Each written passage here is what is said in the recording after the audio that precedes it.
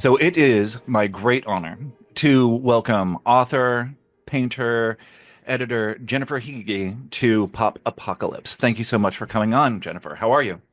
Oh, thank you so much for having me, Matt. I'm very good, thank you. Yeah, I'm talking from Australia, so the sun is shining, which is very nice. Yeah, yeah. We were discussing the radical temperature difference between Boston and it's Canberra, right?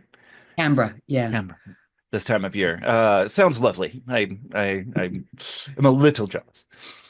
So we start every show with the same question because I think it gives a nice frame, especially for the sort of questions we're going to go into today. So, growing up, sort of, childhood, teenage years, what was your relationship like with religion? Did you have sort of orthodox religious background? Were you on the outside looking in? Were atheist? What was the relationship Mm. you had there? Yeah, I grew up in a fairly solid Presbyterian family, actually. Yeah, because my ancestors, some of my ancestors, the Higgies of the mid 19th century, emigrated from Scotland originally to New Zealand.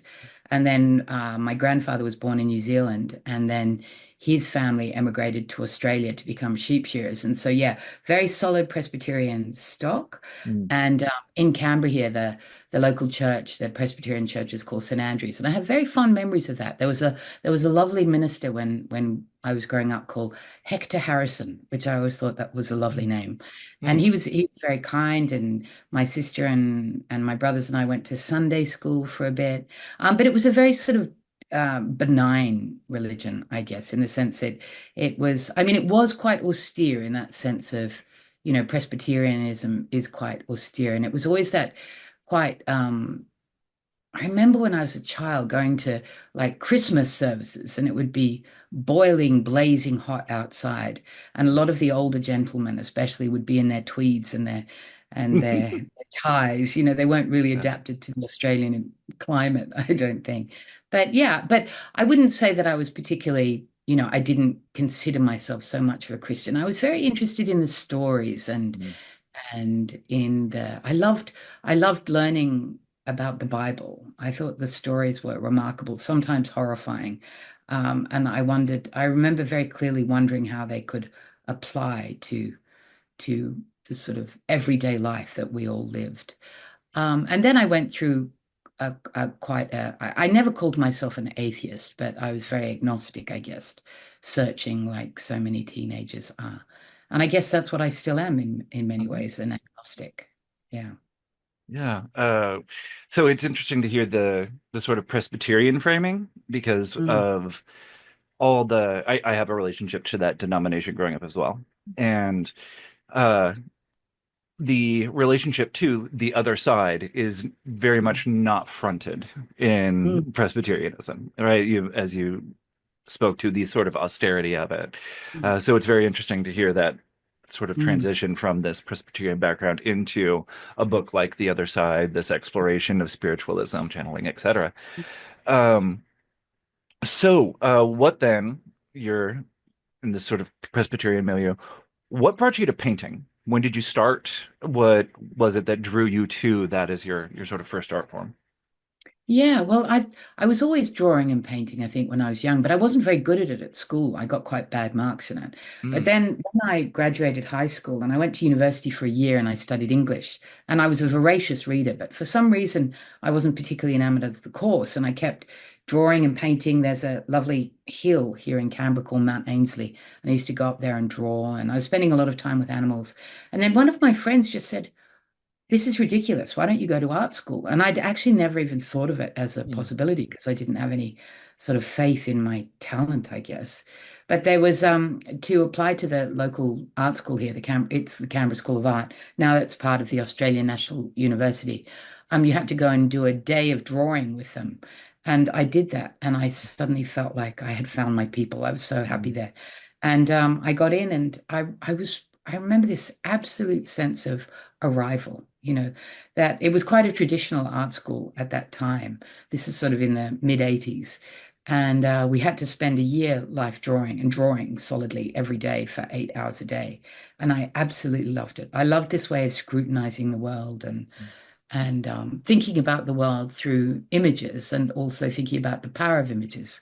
And of course, that's very closely related to um, religious experience, of course, Mhm. the power of images. So it was always something that hummed alongside what I was exploring, I guess.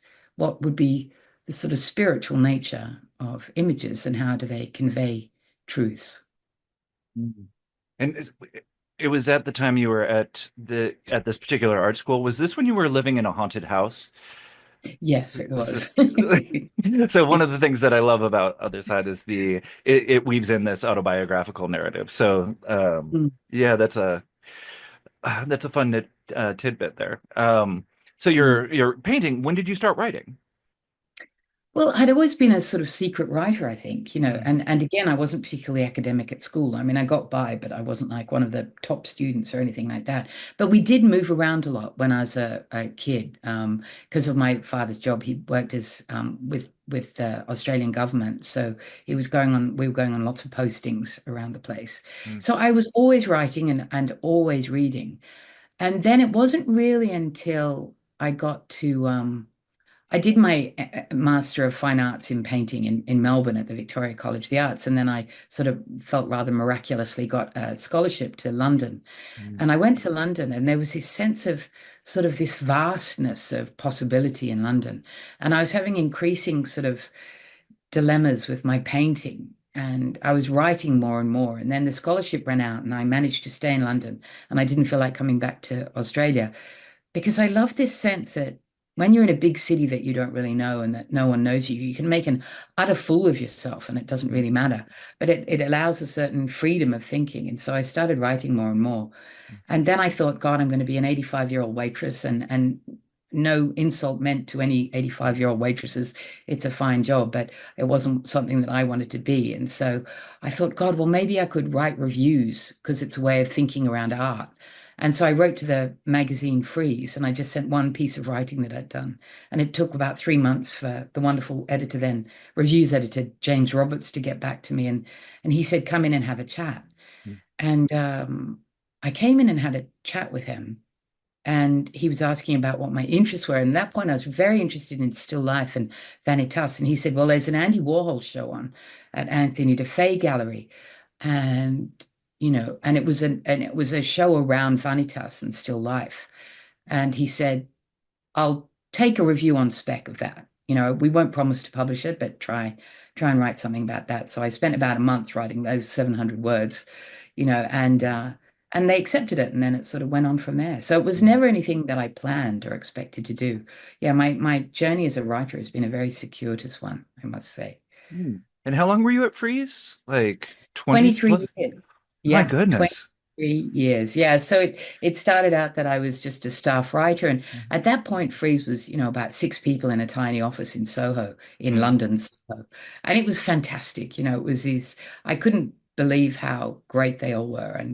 And then I got offered the 3 day a week reviews editor job, which was sort of funny, really, because I'd never edited anything in my entire life and I didn't even know how to. mm. And I said to Matthew, who was the editor, I said, Matthew Slaughter, I said, so how do I edit? Like, what do I do? He said, just make it better. Make the piece of writing better. I went, okay. So that Mm. was literally my training in becoming an editor to make things better. I mean, And that's I think solid advice. I like it that. was solid Yeah. advice, Uh, exactly. And so I very much learned on the job, and it was incredible. And it felt like such a luxury to go into this office 3 days a week and be surrounded by smart, interesting people, and to try and work out what this crazy thing called contemporary art was, and mm, try and find a response to it. So it was really great. I absolutely loved my time at Frieze, and because it changed so much over those 23 years. It went from that tiny office in Soho to a slightly bigger office. And then the magazine went from 6 to 8 issues. And then it went to, of course, online and then doing film and doing podcasts. mm, And then it became a Frieze art fair as well. And so by the time I left, it, had become a sort of, this enormous international behemoth. So mm. yeah, it was time to leave and to do my own thing by then. Yeah, Mm. but I mean, what a legacy to have. So when did you write the novel? Was it while you were at Freeze? So I went to see an exhibition in London, um, and there was at the Royal Academy. Mhm. And it was a big exhibition of the so-called young British artists. And it was full of, some amazing artists were in that show, but it didn't particularly, it was very big and bold and angry and funny, and it didn't really suit my sort of thinking at the time. And there was this little sign saying Victorian fairy painting exhibition upstairs. And I was like, Victorian fairy painting? I'd never heard of this. Mm. And so I went upstairs and I was so enthralled. So it was this 19th exhibition of 19th century painting. And I discovered that fairy painting was a really serious genre. It was in the sort of mid to late 19th century. It was before fairies and representations of fairies had become sort of saccharine, pictures for children's bedrooms. It was considered a really serious genre, looking at the role of fairy tales and myth.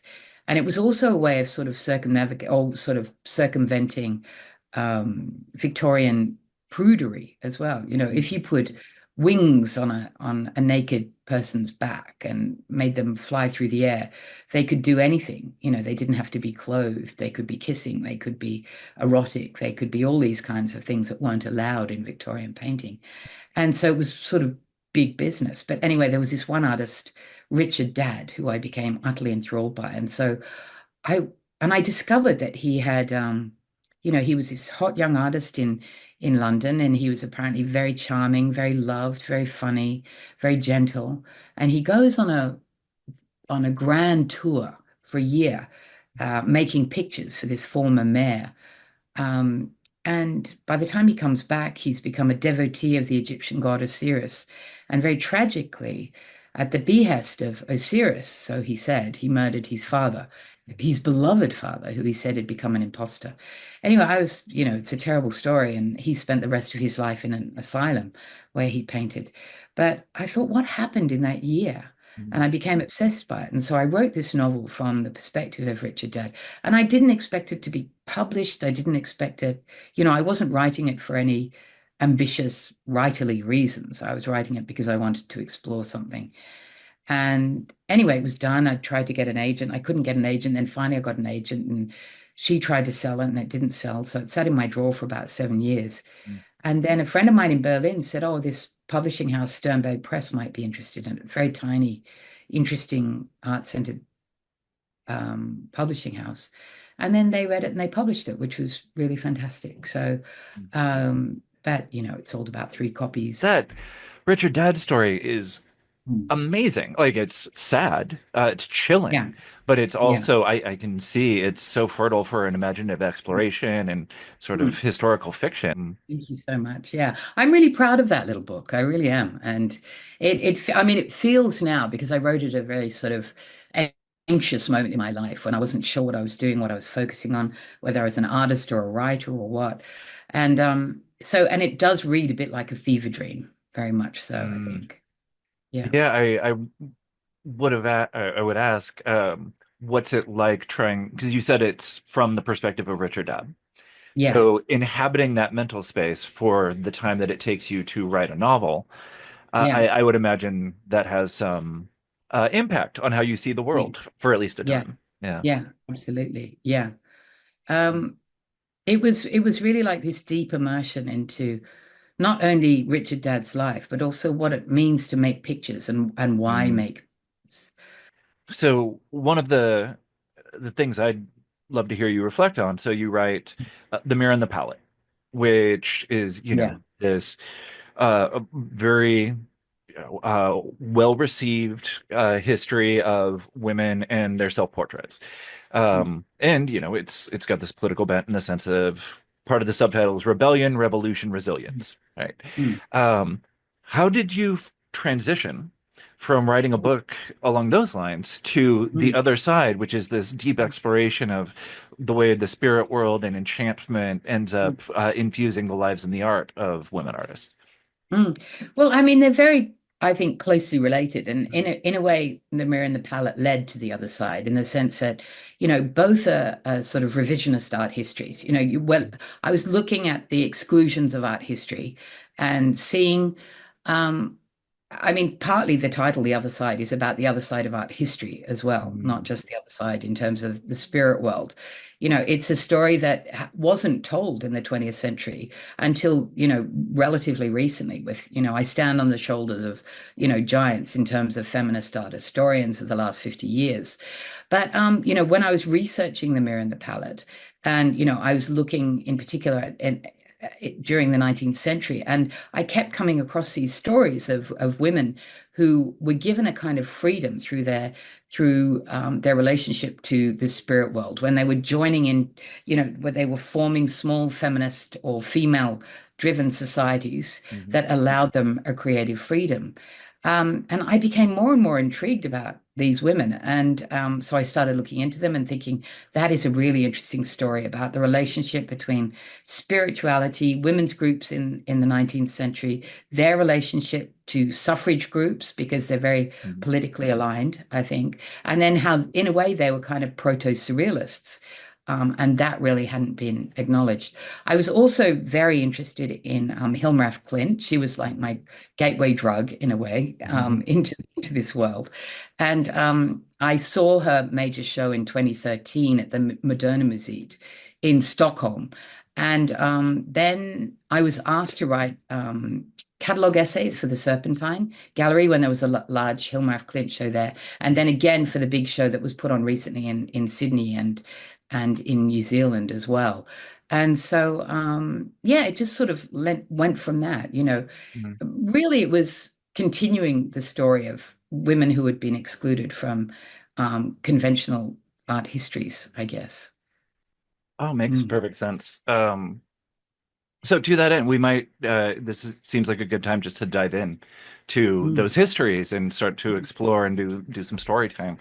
Sure. But before we make that full dive, one of the things I wanted to ask about was the form of the book Yeah. and structure, particularly the way in which it weaves together your autobiographical reflections, memoir, with these biographical overviews, these vivid descriptions of artworks, and then really fine histories of spiritualism and metaphysical religion. So, what is it that sort of inspired you or led you to weaving together your own story with all of these stories as well? Yeah, I mean that's the big shift with the other side that, in I really wanted to make clear with it that it's not encyclopedic in terms of, this subject at all, and it's very much an autobiographical book. It weaves in my own sort of experiences of the other side. It's to my mind, it's a book that is very much a question rather than answer. It's about positing, what does it mean in the 21st century to have a spiritual practice? How does it impact on our creativity? How does it impact on our sense of self or our sense of our need for meaning in the current time? So I wanted to make it very clear that it's a very subjective take on these things. There is so many other artists and cultures I could have addressed, but I was doing it very much from my own experience, both as an Australian, as someone living in London, as someone who is essentially informed by Western art practice. I do have a section on Australian Aboriginal art as well, which obviously has a deep, deep connection to myth, cultural memory, traditional knowledge, very specific belief systems. But I wanted it to be quite um, yeah, like a subjective exploration of what these questions mean right now. And also at my point, this point in my life when I'd left Frieze, when there'd been these, appalling pandemic. I'd been caught up in the bushfires in Australia, the devastating bushfires of 2019 and 20. And so a lot of this stuff was, I was asking a lot of questions about what I wanted from life as well. Mhm. So it came from that. Wonderful. I mean, that it was really well done and really exquisitely executed. So, Thank you so much. very much appreciated it. So let's get into the other side and some of these stories. One of near the beginning of the book, we there's discussion of Kandinsky, and according to the sort of male canonical history of art, he's the one to fuse the spiritual with modern art. And you very clearly portray how there are women artists decades before who are doing this, who just haven't been as celebrated as Kandinsky, as great as Kandinsky is. Nobody's questioning Yeah. that. So one of the ones that came about, who I hadn't known before reading this book, was Georgiana Houghton, Mm, in her just dazzling pictures. So could you just sort of give us an overview of Georgiana and yeah. particularly her relationship, because she's in the later half of the 19th century, her relationship to the movement of spiritualism. So Georgiana Houghton is really one of the most fascinating characters in my book, I think. She's absolutely amazing. She was born in 1814. She was British, into a sort of solidly middle class family. She was very, very close to her many siblings and her mother in particular. She never married. She lived quietly with her mother. And then she was also very close to her sister, who was also an artist who died sadly too young. And her sister was called Zilla. And we think that Georgiana Houghton did go to art school, but we're not quite sure where.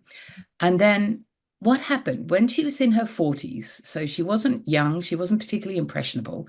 And at this point, seances were all the rage in London. It was like everyone seemed to be sort of table tapping and rapping and contacting the spirits.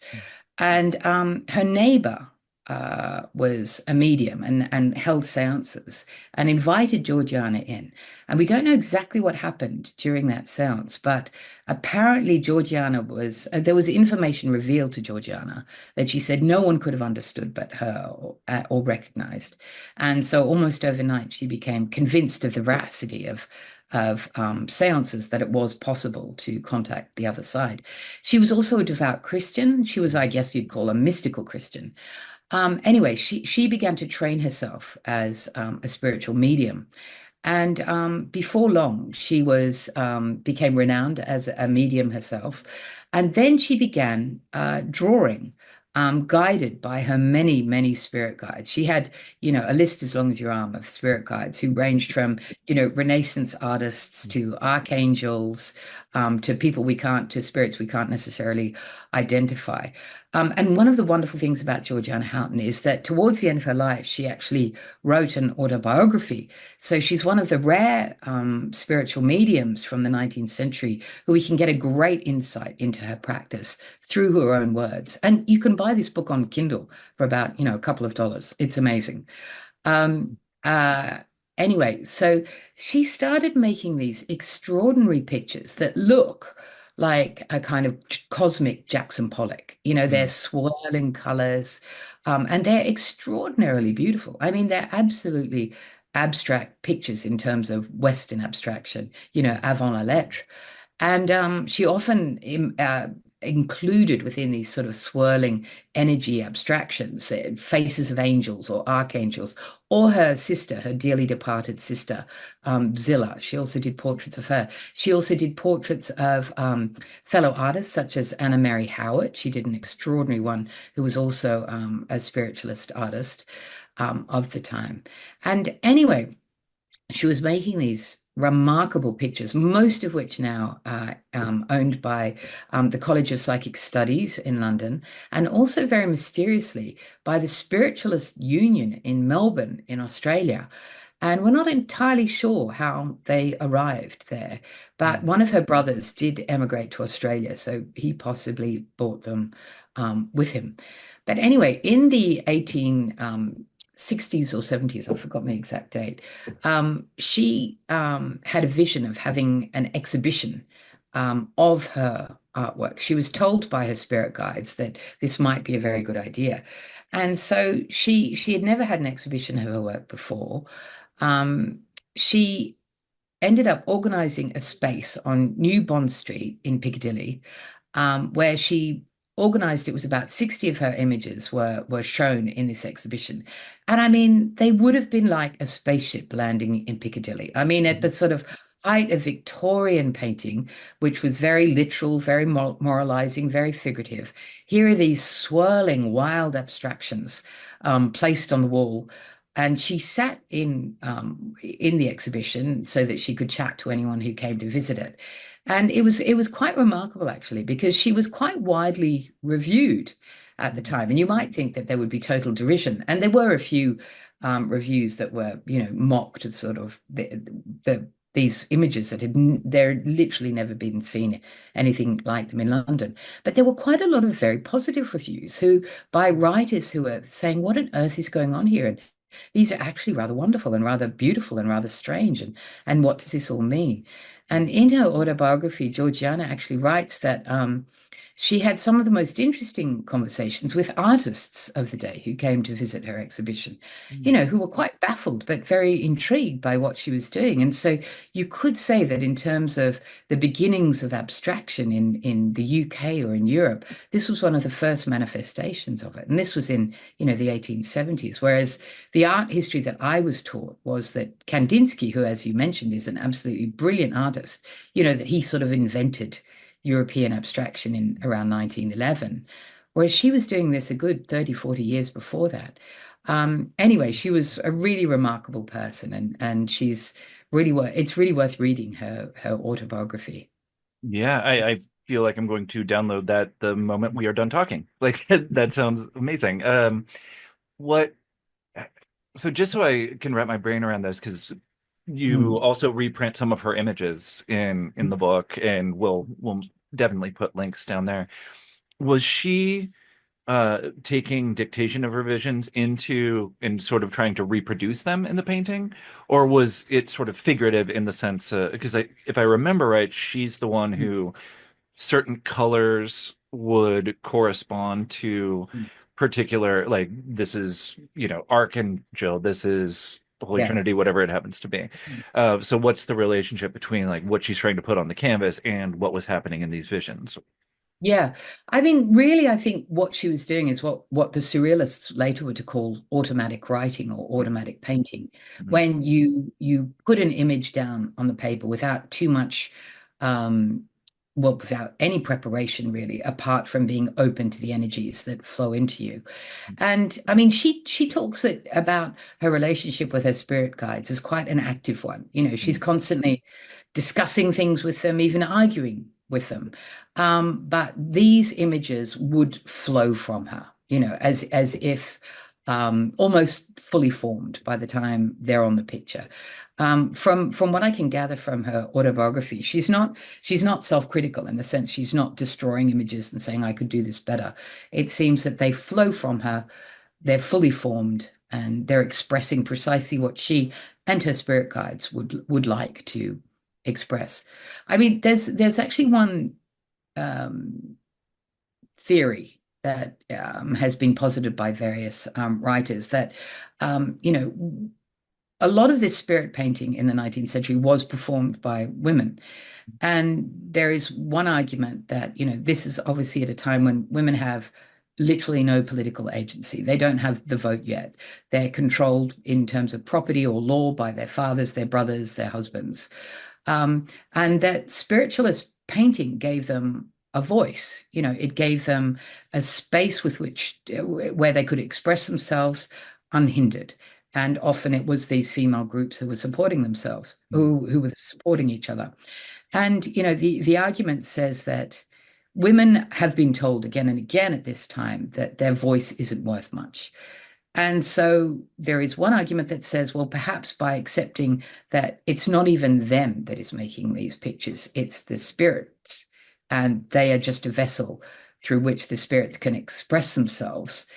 They're sort of reneging on their own agency as artists. They're saying, I am a vessel, which is, there's something in that. Although I must say, I don't tend to, I'm very hesitant to discount a woman's self-expression. If she says that she is doing this for certain reasons, I want to believe her. So, Absolutely. And from some of the classic studies of spiritualism, one of the things that they point to again and again, and this started with Ambroti's Radical Spirits, is with the complete lack of sort of political agency and domestic agency, that spiritualism was a way that allowed women to make money, to have like their own careers at this time, to have a political voice. You have this wonderful section on Victoria Woodhull in the book, but she's far from the only one. So it's interesting to see that sort of political voice from the lectern be complemented by spiritualist painting too. Yeah, So it opened absolutely. all these different channels for communication. Yeah, and it's very interesting to see how many of these spiritualist artists in the 19th century are also really active in the suffrage movement. Hmm. They're like people like Barbara Bodican. She's really fantastic. She famously said she loved the cracked people. They were the people she found interesting, and she was a brilliant writer, brilliant feminist. She refused to wear a corset. She wore blue reading glasses. She was painted by Anna Mary Howard as Boadicea, which is a painting that, notoriously John Ruskin criticized and made Anna Mary Howard stop painting figurative paintings and going to painting purely spirit guided works. But anyway, it's an amazing period in history in terms of sort of these are not women who are retreating into the spirit world. These are women who are using the spirit world as a way of energizing their daily life and for making themselves very vocal in a way about all manner of things. Mhm. Mm, Speaking of, and the name has already come up, mm, but Hilma of Klint, mm, who it's uncanny to realize that 15 years ago mm, would barely have been recognized if somebody put that name out there. Like she has become such a outsized figure now. mm. But she's one of those people for whom spiritualism was enormously important. So could you Yeah. speak to, this is just the Hilma off Clint section of this talk, but how did she, what was the initial relationship between spiritualism and her artistic practice? Yeah. I mean, Hilma af Klint, as I'm sure many of your listeners will realize, is one of the great artists of the late 19th and 20th centuries. And she, like so many artists of the time, was also very interested in developments in science. So Hilma af Klint was born in 1862. She was very gifted as an artist from an early age. Interestingly, she came from quite an aristocratic family of cartographers. And you could say that all of her life, she was sort of mapping the unconscious in a way. She was extraordinary. She was a Christian. She was a sort of mystical Christian. She was very, very interested in developments around world religions. She was at first a theosophist and then an anthroposophist. She became a real devotee of Rudolf Steiner.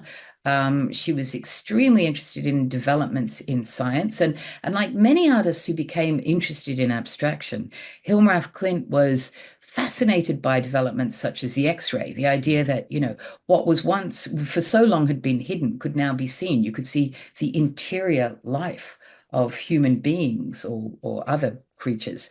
And so she said, well, how do we represent the inner life of a human being? How do we represent that in art, which is essentially the foundational thinking around abstraction? How do we represent a feeling? How do we represent a thought? And like so many artists who became interested in spiritualism, she too suffered great grief with the death of her younger sister, who died at the age of 10, who died suddenly at the age of 10. And it was around this time, Hilma had actually already become interested in seances because they were all the rage. I mean, we can't, stress enough how many people were exploring spiritualism at this point. And so she started going to seances, possibly in order to assuage her grief at the death of her young sister. Um, but then she formed a group of women. She was part of a group of women called Des Femmes, the Five. Now, these women were very interested in spiritualism, in art. One of the women was Anna Cassel, who a really brilliant artist, who we now think Hilma af Klint may have made her work a lot more collaboratively than was earlier recognized. I mean, the thing was, Hilma af Klint left behind 27,000 pages of notebooks, and which is still being studied, decoded. So there's a lot of the story of Hilma af Klint is very much a work in progress in Sweden, especially. Julia Voss wrote a brilliant biography of Hilma af Klint. She's a German writer, but she studied Swedish so that she could have access to a lot of Hilma af Klint's notes. Um, But so Hilma af Klint becomes interested in spiritualism. Her girlfriend at the time, Anna Cassell, they worked extremely closely together.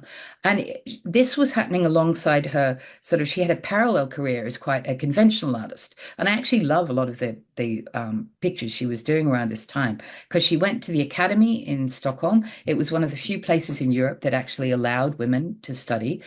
She won awards while she was at art school.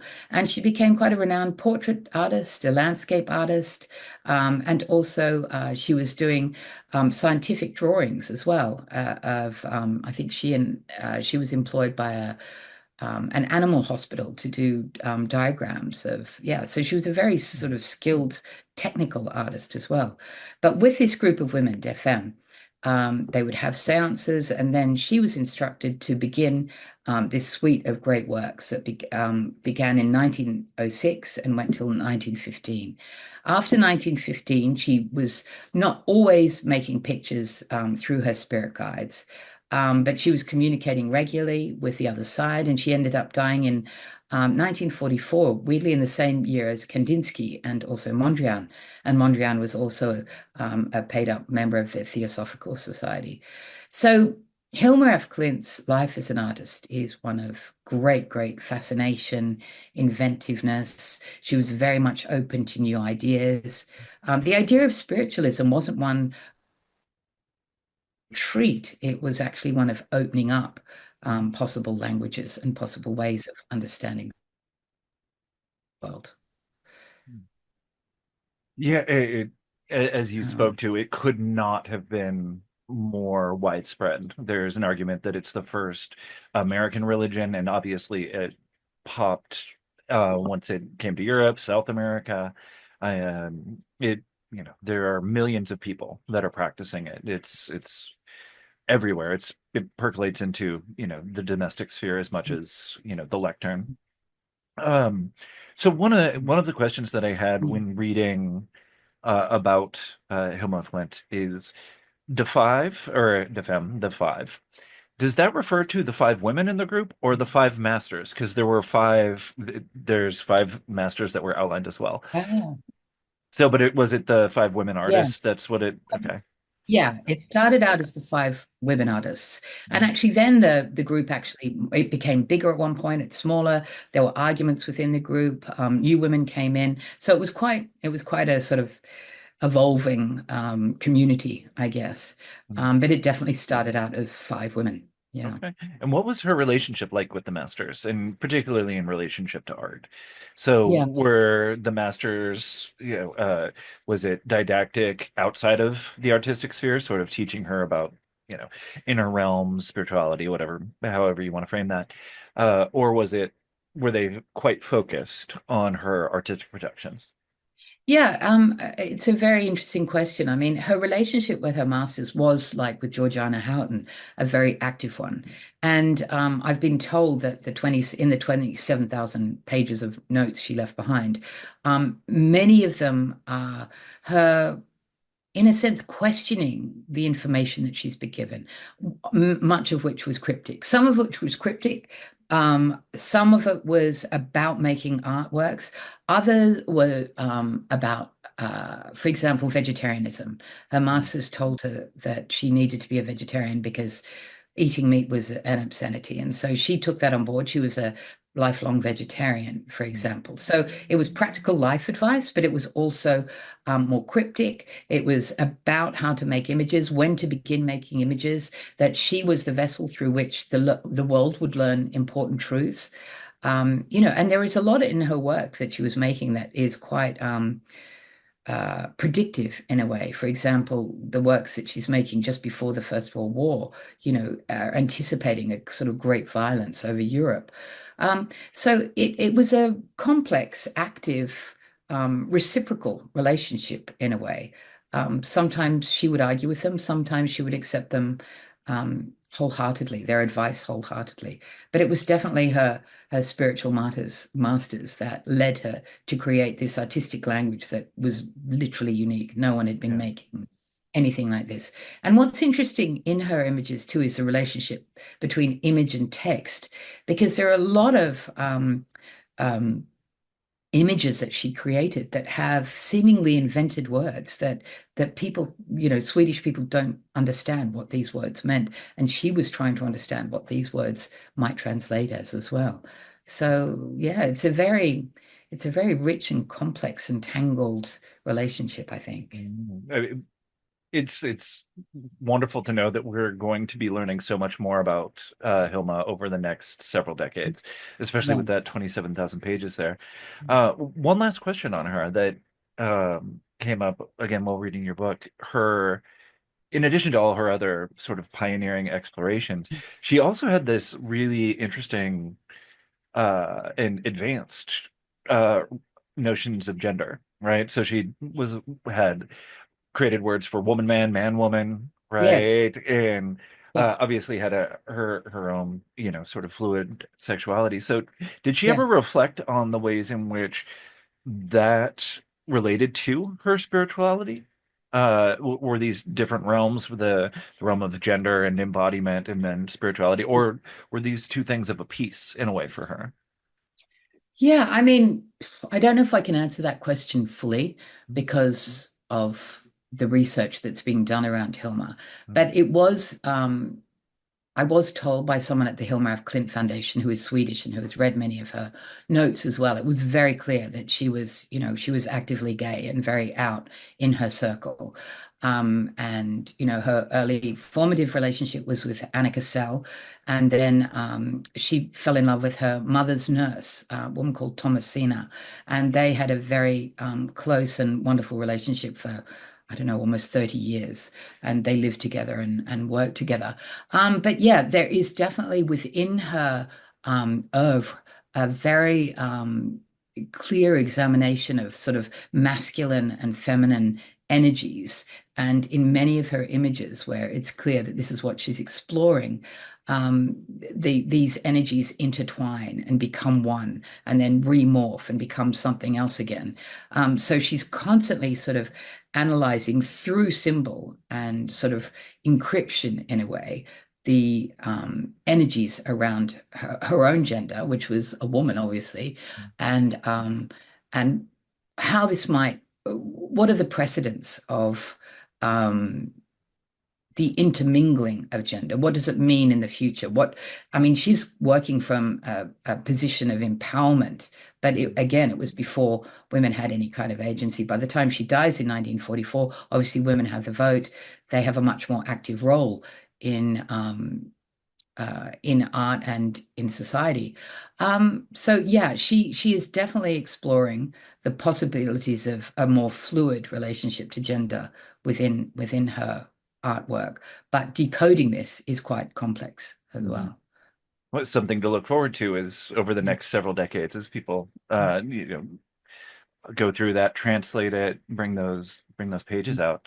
Another woman that I definitely wanted to feature in this talk, Ithell Colquhoun, Mm, who is another one who has become more and more in part because of Amy Hale's wonderful work in mm, biographies and also her exhibitions, um, but she's another one who is so deeply informed mm, by her less spiritualism at this point, but more the occult, right? So mm. Hermetic Order of the Golden Dawn, alchemy. Um, I should back up a little bit. So for those who have not heard of Ithell Colquhoun, could you give us a little overview of who she is and why she is becoming such a important figure in the study of art right now? Yeah. So Ithell Colquhoun is a really another really fascinating character. So she's born in the early 20th century, actually in India, because her parents were wealthy colonialists, I guess, who were stationed in India.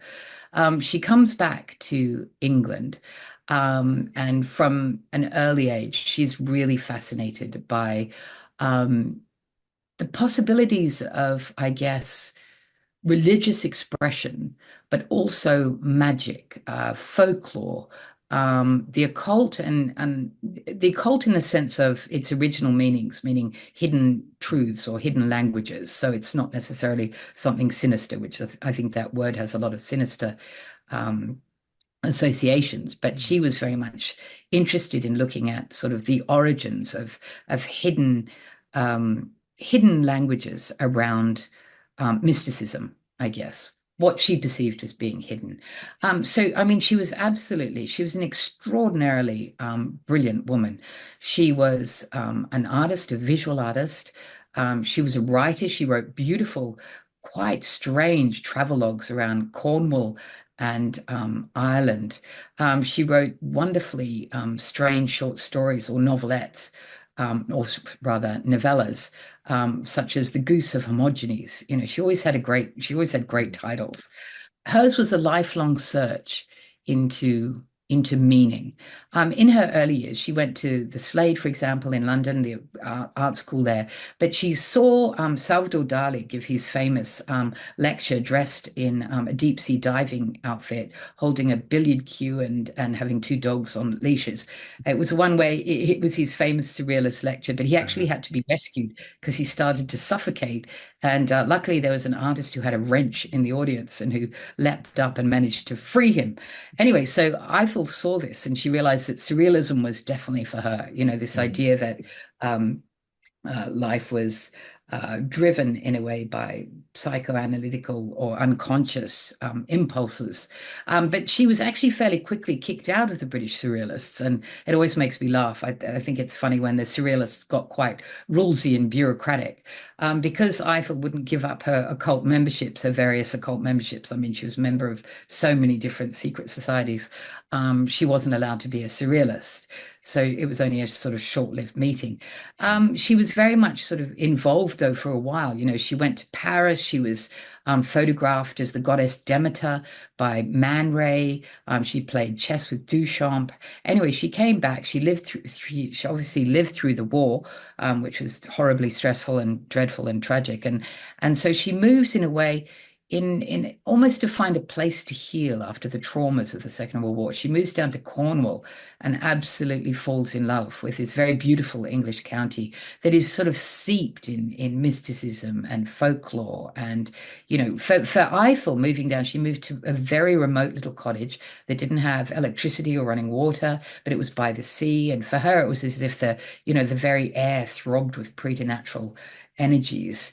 And she spent the rest of her life, she died in her 80s, making pictures, being involved in everything from the tarot to mystical Christianity, um, to all sorts of belief systems she was exploring. And she explored this visually. You know, when she died, she left behind over 5,000 works of art, many of which, most of which, a vast majority of which hadn't been exhibited. And she left behind wonderful writing. I mean, she was extraordinary. For a long time, she could survive financially because her parents were quite wealthy. So she never had to really get a job. And she lived very austerely in Cornwall. And as you mentioned, Matt, Amy Hale has done wonderful work around Ithell Colquhoun. And, you know, I really recommend her biography of Ithell Colquhoun. And there have been various other wonderful writers who have explored Ithell's life. And she's finally coming into her own. When she died, she left behind, rather strangely, most of her work to the National Trust. In England, and they didn't really know what to do with it. And eventually, wonderfully, it was acquired by Tate. And there's a big Ithell Colquhoun exhibition opening in February at Tate St. Hmm. Ives in Cornwall, which is very apt, which is Yeah. then traveling to London. But yeah, she's an extraordinarily rich and wonderful life and artist and writer. I really, yeah, at certain points, I've felt one of the quotes you have from her in your book about the she refrained from having electricity in her cottage because it disturbed the subtle body. Like she could Yeah, feel the impacts on it. I'm like, there might be something to that. yeah, I see where she's going. This purity, but that ties into another question that is about Ethel, but actually is more broadly about many of the women you discuss in the book, which Mm, is Ethel self-described as an animist, right? mm, And the ways in which she could feel the sort of spirits in nature and in plants. And there's this sort of transparency in a lot of the women that you are studying between the plant Mm. world and the spirit world, right? Natural world and plants. So I suppose this is a poorly formed question, but what is that?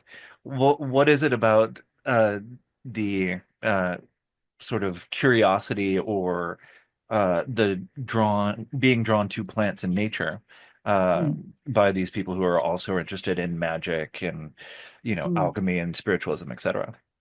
Yeah.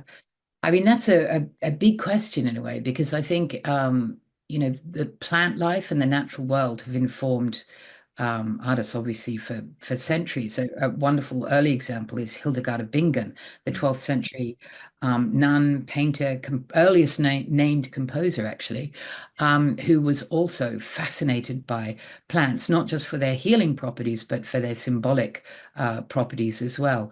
Um, so, I mean, with Ithell, as actually with Hilma af Klint, Hilma af Klint was absolutely fascinated, had a lifelong fascination with botany and plants. And there was an exhibition actually at Tate Modern last year that well, sorry, Hilma af Klint and Mondrian, both of whom were fascinated by the plant world. And it showed the sort of correspondences between their practices, and not just studying plants for their extraordinary physical beauty, but for looking at them for ideas around, for example, the spiral, the idea of an eternity that is embodied in a spiral or in a shell, for example. The idea of a kind of cosmic geometry, and does this reflect a sort of a higher power that has shaped the world, has designed the world? So painting, for example, plants or shells or stones, becomes not just a study in still life, but it becomes a way of examining the kind of geometries or balances that maybe help us direct our lives to our own kind of balance, or finding our own kind of meaning in nature, or the great sort of the great, call it God, call it goddess, call it a form of animism that help shape our own lives. So yeah, she was always painting and drawing and writing about plants, and seeing in plant lives a kind of an energy that could give solace and could also allow a certain meaning to emerge in her life and the life that she saw around herself. Beautifully put. The and it brings up a question around going back to the form of the other side and the autobiography being blended in with the historical. Um, is was your turn to gardening something that was inspired in some way by working with these artists and thinking through this relationship that they had to the plant world? Did it give some new appreciation, or was gardening more something that grew out of, as it did for many people, man, the Mm. pandemic, I feel isolated. I would really like to have living things around me. Let's go Yeah. dig some dirt. Yeah. I mean, I've got a very small little garden in London. And, when I was working very much full time at Frieze, I never had paid it much attention apart from having dinner out there in summer, and, the sort of wildness around it. But during the pandemic, as you say, like with so many people, it became a real place of sort of solace. And I was reading about, the relationship to plants with Hilma af Klint and Ithell and so many other artists. And so I started to look at it sort of through a new lens. And I hadn't painted for a long, long time. And I started taking my little box of watercolors out there, and I just would study plants and paint them. And it was wonderfully, I was going through a lot of anxiety myself at the time, and I found it an activity that allowed a lot of solace and focus, just to look at these extraordinary objects that we live with and often don't, well, not objects, these plants that we live with and don't really look at. And I started to know the animals in my garden. There were two little robins that would always come when I was out there. There were lots of squirrels. There's so many wild foxes in London too, and they would come and peek at me. So yeah, it was. I mean, it's not a particularly what's the word? I wasn't particularly intellectual about it. I just found solace in my garden, like so many people do. Mm. Mm, Um, yes, the sorry, I'm trying to transition here. So another sort of thematic question that popped up, or something that, in addition to plants, mm, I noticed, especially over the second half of the book, is how often Carl Jung popped up, how mm, often archetypes, collective unconscious, and then it made me think about, and then this is also a sort of Western male history of it, but mm, the how the surrealists tend to be framed in terms of their Freudian mm, explorations of the unconscious and dreams. And it's interesting to see this sort of feminist history in Carl Jung's ideas mm, everywhere. mm, Um, so why is that? And I can frame this further with I just taught a seminar on Carl Jung at mm, HDS, and 85% or 15% of the students were men. Right. So mm, there's something about these ideas that seem to, and a lot of the women in the class were artists in some form or fashion. So mm. what do you think it is about his ideas that were so generative or helpful for these figures? Yeah, so I mean, Jung has been super interesting to sort of dive into it in terms of a lot of these ideas. And I first actually saw his Red Book at the Venice Biennale that Massimiliano Joni directed. God, when was that? 10 years ago or something. And I remember being absolutely amazed by it. You know, this book in which he painted his visions of like cosmic trees, for example, which I thought were, apart from anything, just extraordinarily beautiful.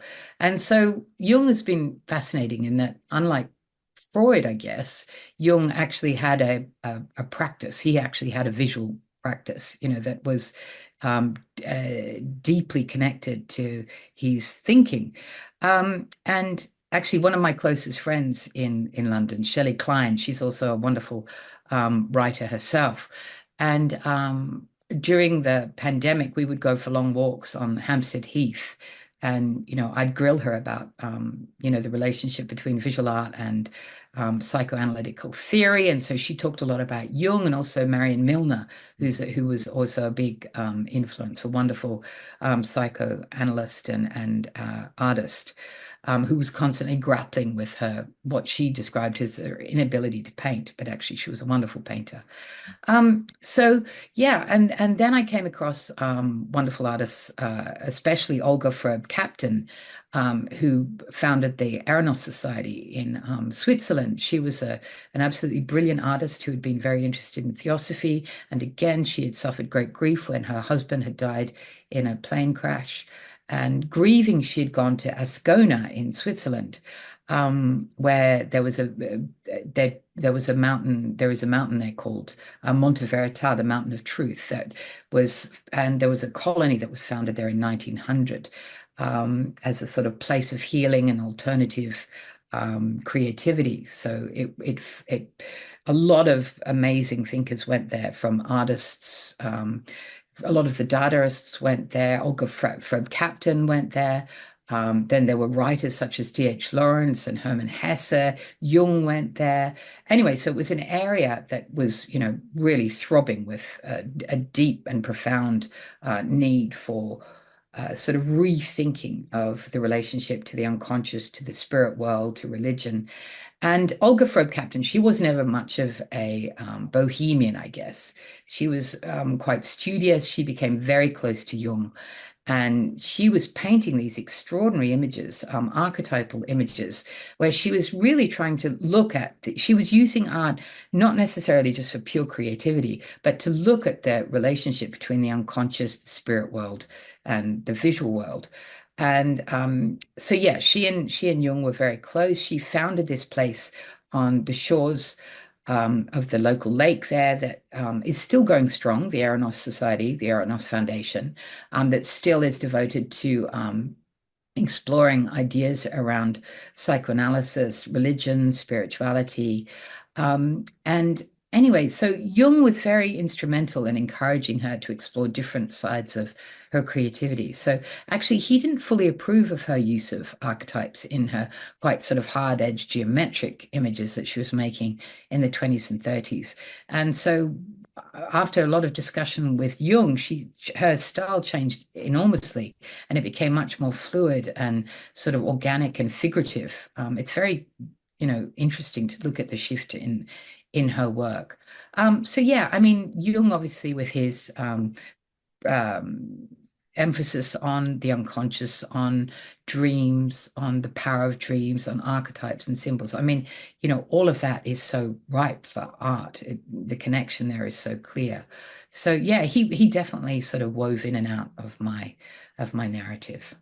Mm. And thank you so much for pointing that out about Olga Froba Kapteyn, because she's a seminal figure in uh, our discipline, history of religions, because Uranos is where, in addition to Jung, Mircea Eliade, Henri Corbin, Gershom Scholem, like these founding figures, particularly of myth and mysticism, Mm. all came through there, and it doesn't happen without Olga Froba Kapteyn, right? And to learn more about her own artistic life is so important and so widely ignored when we're talking about these figures, which is just there. Which leads to a close to a coming in for a landing type question, but why do you think it is that over the last 10, 15 years, there has been this explosion of interest in figures who just hadn't been part of the narrative in quite the same way, like Hilma of Klint, Ithell Colquhoun, and Agnes Pelton, who we hadn't talked about yet, but is another figure that is generating the same enthusiasm. So what is it that is, what lit the tinderbox here for all these for these artists to get so much Yeah. attention, and just justifiably so, of course. Yeah. I mean, I think there are lots of answers to that question. I'll try and sum up a few that I think are sort of relevant. But, I think when I was at art school in the 80s and 90s, there was, especially in Australia, there was sort of quite a sort of emphasis on things like French theory, the idea Yeah.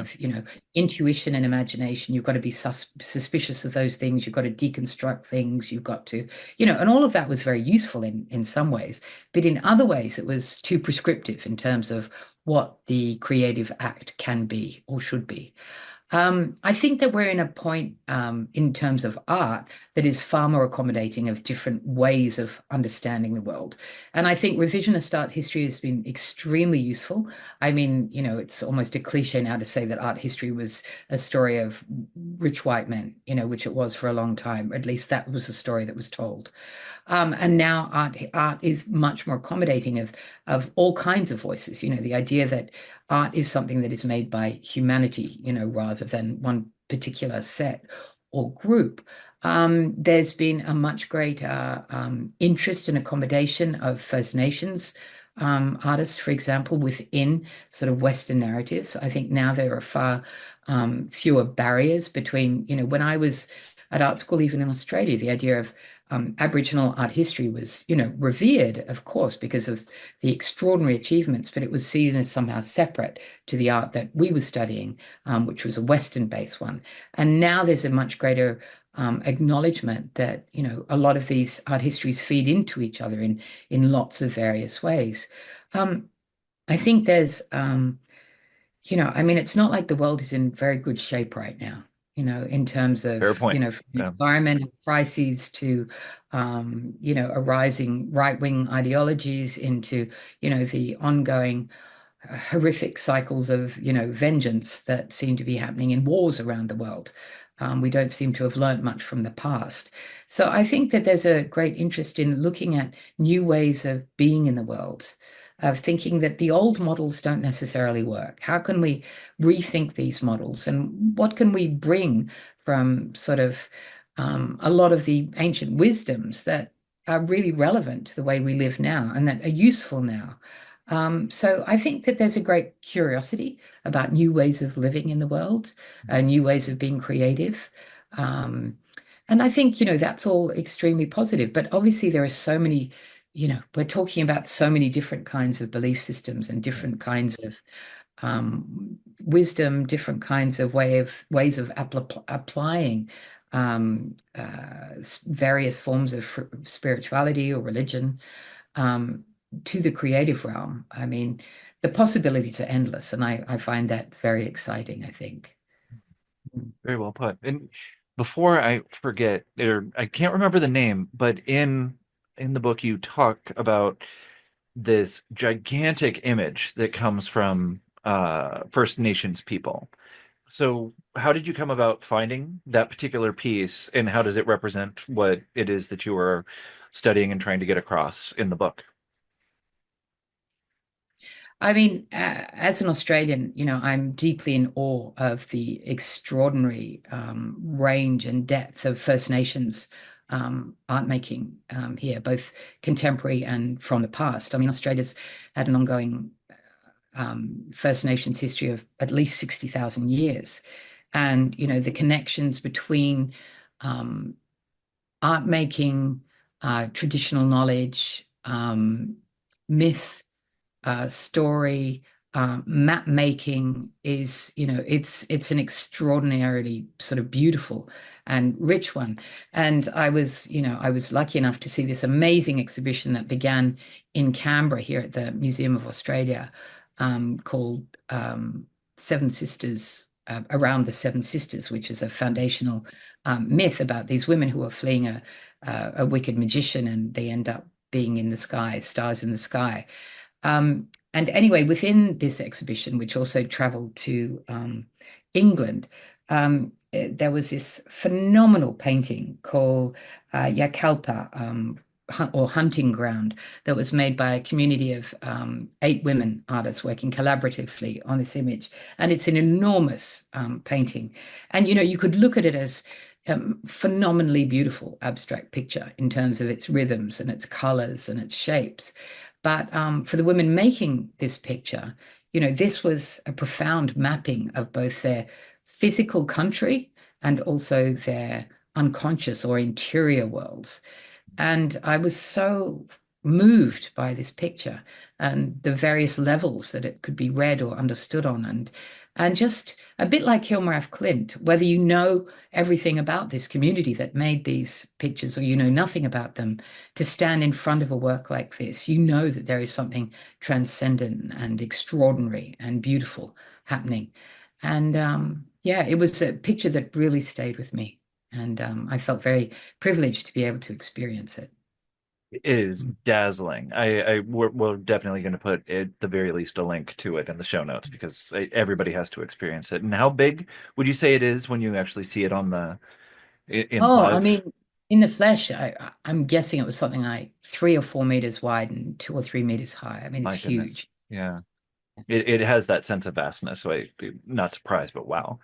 Yeah. Um, so in sort of a way of coming to a close here, um, so when somebody writes a book like this and you're exploring the ways in which all these people explore the other side, the other world, their spiritual practices, did it give you, uh, well, I guess I can ask two questions here. One, did you take any spiritual practices from the women that you studied? Mm. Like try these on, see how this goes? And two, how has it imbued your life or your own sort of journey, as we talked about it at the beginning, to have explored all these different dimensions with them?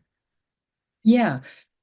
I mean, for me, writing the book was a real education. It was me learning as much as it was an act of learning, I guess, rather than me feeling like I was in a position of authority to tell. So, and, I do write one chapter on the importance of not knowing as well, or the value of not knowing something, because it leaves a space of openness in order to explore something, to learn about something. And that's what this book very much feels like to me. I've always trusted deeply in, or also just been very interested in things like dreams, Mm. in the solace of prayer, for example, in trying to understand how people make sense of their lives and their brief time on earth. So I didn't particularly take any of their practices and make them my own. It was more a sense of almost a sense of community, reading about these people across the centuries and thinking, my goodness, everyone finds life difficult and everyone tries to work out a way of dealing with it and finding meaning in it. And so in that, it was very reassuring at a time of, great anxiety. As you mentioned, I wrote most of it during the pandemic, and it was such a time of instability to have the knowledge of what many of these women had experienced and survived was very, um, yeah, it was very consoling, I guess. Mm. And so, and to close, what are you working on now? What, and this book had an autobiographical dimension, but the autobiography keeps going. So what are you exploring? What are you writing now? Yeah, well, actually, I'm really playing around at the moment with fiction, and um, because doing these two big books, The Mirror and the Palette and the Other Side, sort of bang bang after each other in just a matter of 3 years, I think it was. I've suddenly felt like becoming more inventive and not having to stress about footnotes. And so I've been making things up. So Mm. I have no idea where this will go right now, but I've written quite a lot and I'm really enjoying it. I have no idea whether they'll see the light of day. I'm working on two different novels, which seems a bit mad, but yeah, Oh, they represent two different sides of my brain maybe. But mm. yeah, they may never see the light of day. Well, So but yeah, if that happens, so be it. But I hope they do. I've deeply enjoyed getting to know your work over these last thank you weeks so much. in preparation for this interview, and um, would love to read some of the fiction. I either get my hands on a Bedlam, or something new. So, well, Well, Jennifer Higgie, thank you so much for coming on. It's been such a pleasure having you on. well, thank you so much, Matt. I really appreciate it.